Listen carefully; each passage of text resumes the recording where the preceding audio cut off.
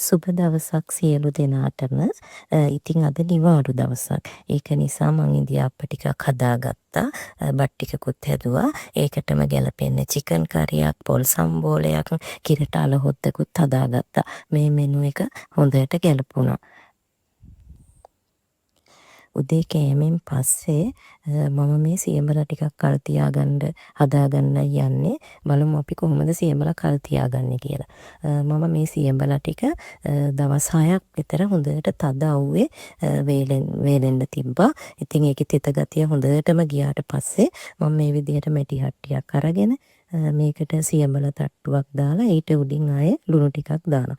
ආයේ නැවතත් සියඹලා ටිකක් දාලා ඊට උඩින් ලුණු ටිකක් දානවා. මේ විදිහට උඩට තට්ටු විදිහට මේ හට්ටිය මේ සියඹලා ටික අතුර ගන්නවා.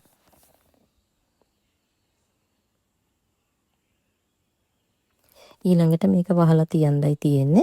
අපිට අවුරුද්දක් වුණත් මේක කිසිම දෙයක් වෙන්නේ නැතුව කල් තියාගන්න පුළුවන්. ඉතින් මේ සියඹලා මාළු වලට දාපුවම හරි රසයි. ගොරක දානට වඩා මාළු වලට සියඹලා තමයි ගැලපෙන්නේ. ඊළඟට මම අද කව්පි වඩේ හැදුවා. කව්පි වඩේ කියන්නේ අනිත් වඩේ වලට වඩා ගොඩාක් රසවත්. ඉතින් ඒක හදන හැටිත් මම මේ වීඩියෝ එකෙන් ගෙනාවා.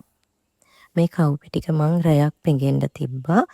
තියලා ඊට පස්සේ වතුර බේරෙන්න මේ විදිහට ටිකක් වෙලා තියලා ඊළඟට මම මේක ගලේ තමයි අඹරගන්නේ. කොටසක් ගොඩාක් හීන් වෙන්න අමර ගන්නවා. අනිත් කොටස ටිකක් කෑලි වගේ තියෙන්න තමයි අමරගන්නේ. දැන් මම මේකට මාගරින් ටිකක් දාගන්නවා. ඒ වගේම ලුණු ටිකක්, ගමු මිරිස්, වේලිච්ච මිරිස්, ලුණු ටිකක් මේ ටික ඔක්කොම එකතු කරලා හොඳට කලවම් කරගන්නවා.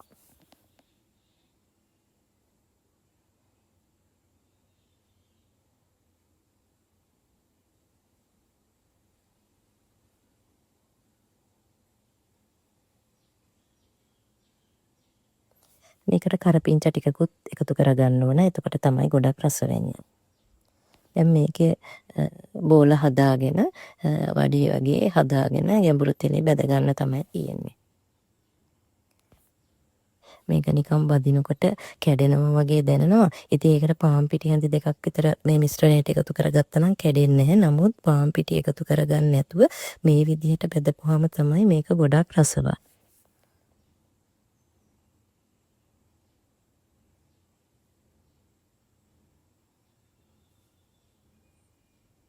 දැන් මම මේ හදාගත්තු කව්පි වඩේ ඉතින් ඔයාලත් හදලා බලන්න හරියම රසට තිබුණා. ඉතින් මගේ වීඩියෝවත් එක්ක එකතු වුණ ඔයාලා සියලු දෙනාටම ගොඩාක් ස්තුතියි.